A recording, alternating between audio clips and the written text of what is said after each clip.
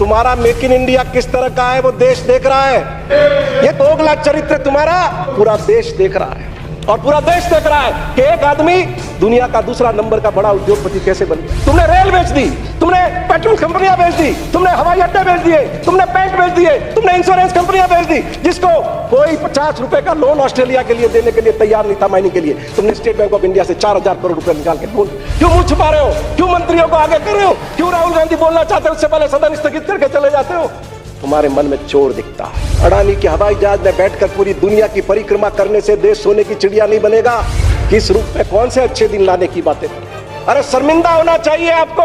पूरा देश जानता है कि नरेंद्र मोदी ने जाकर के दुनिया भर में जाकर के कहा कि पहले भारत के बारे में लोग ऐसा कहते थे। अरे कहां पैदा हो गए, कहां पैदा कर दिया? अरे तुमने तो फायदा किया था किसानों से कि 2022 तक तुम्हारी आय दुगनी होगी। बीच में बुलडोजर लेकर के खड़े हो गए, 3 नाकारा किस्म के कानून लेकर के खड़े हो गए। 700 किसानों को तुम्हारी गलत नीतियों की बलिवेदी पर चढ़ना पड़ा। मोदी तुझसे बैर नहीं, वसुंधरा तेरी खैर नहीं। अब की मोदी की खैर करेंगे, अब की मोदी की खैर करेंगे। ये याद रखना, ज्यादा सत्ता के घमंड में मत रहो। राजस्थान की जनता आपको सुधार देगी, मैं आपको चेतावनी दे रहा हूं। और वो निर्मला सीतारमण आई थी, क्या क्या करके गई? क्या क्या करके गई? पैसा रोक लेगी, पैसा रोक लेगी। लेकिन तुमने बहुत बेईमानी की।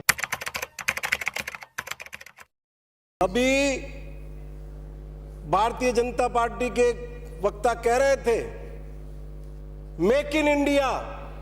अरे तुम्हारा मेक इन इंडिया किस तरह का है वो देश देख रहा है।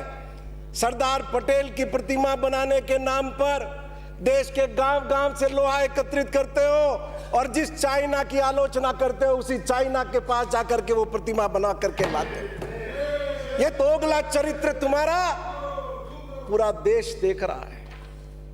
और ये किसके बारे में कह रहे थे कि विदेश में जाकर के क्या कह रहे थे?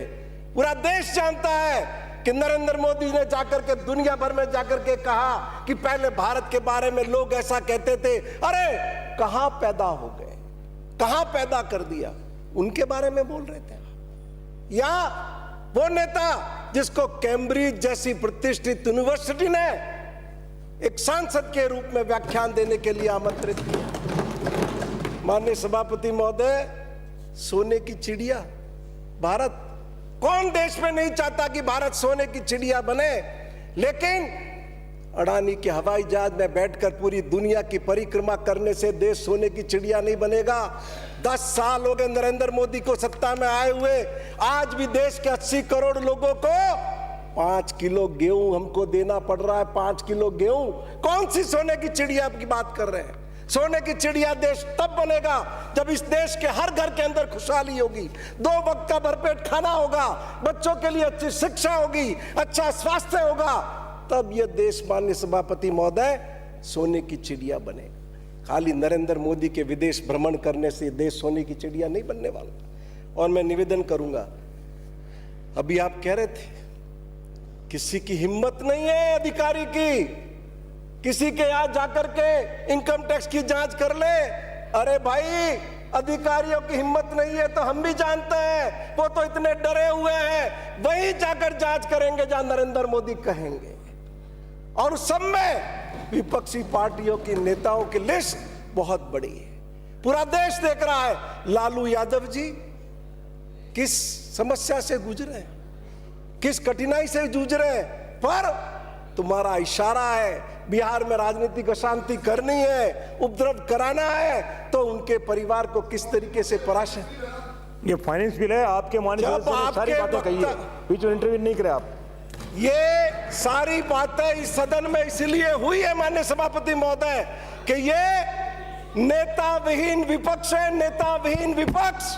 और इसलिए एप्रोप्रिएशन बिल और फाइनेंस बिल पर बोलने की बजाय आपने पहले जो बातें की है उसका जवाब दूंगा और फिर फाइनेंस बिल पर आऊंगा। माननीय सभापति महोदय, मैं निवेदन करूंगा आपको,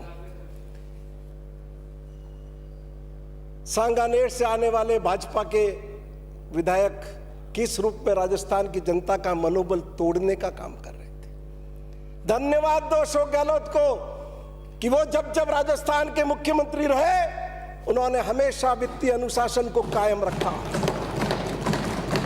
कर्जे को लेकर के राजस्थान की जनता पर जो कर्जा है उसको लेकर के राजस्थान की जनता का मनोबल तोड़ने का काम कर रहे थे। लेकिन मैं आपके माध्यम से निवेदन करूंगा कि जब तक राजस्थान के मुख्यमंत्री अशोक गहलोत है, राजस्थान की जनता को अपना मनोबल कमजोर करने की जरूरत नहीं है। उनके हाथों के अंदर इस प्रदेश का और राजस्थान के 8 करोड़ लोगों का भविष्य पूरी तरह सुरक्षित है। मैं निवेदन करूंगा आपको, कर्जा 2019-20 में 3,52,701 करोड़ कर्जा था।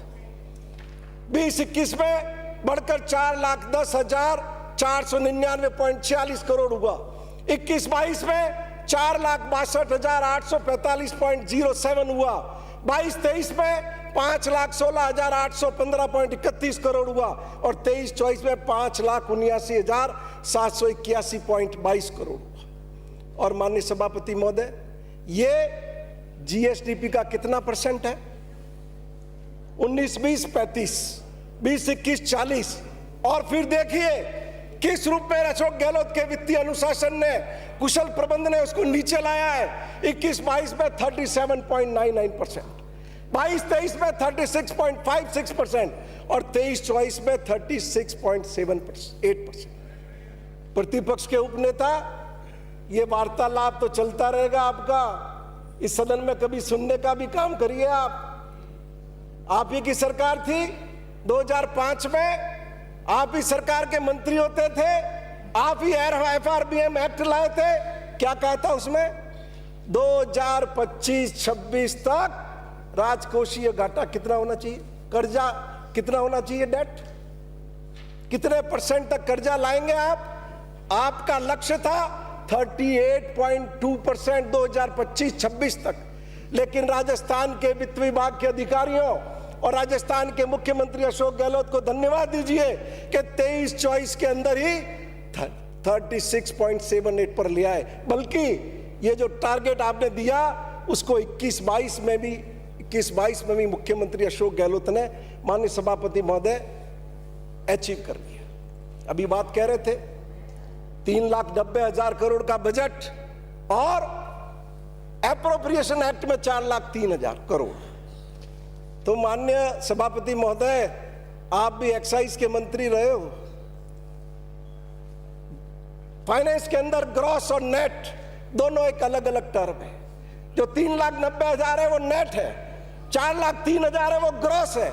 और कभी राजस्थान सरकार के बजट में ऐसा नहीं हुआ कि एप्रोप्रिएशन बिल में और बजट के अंदर फर्क नहीं आया हो, ये हमेशा ही आता है।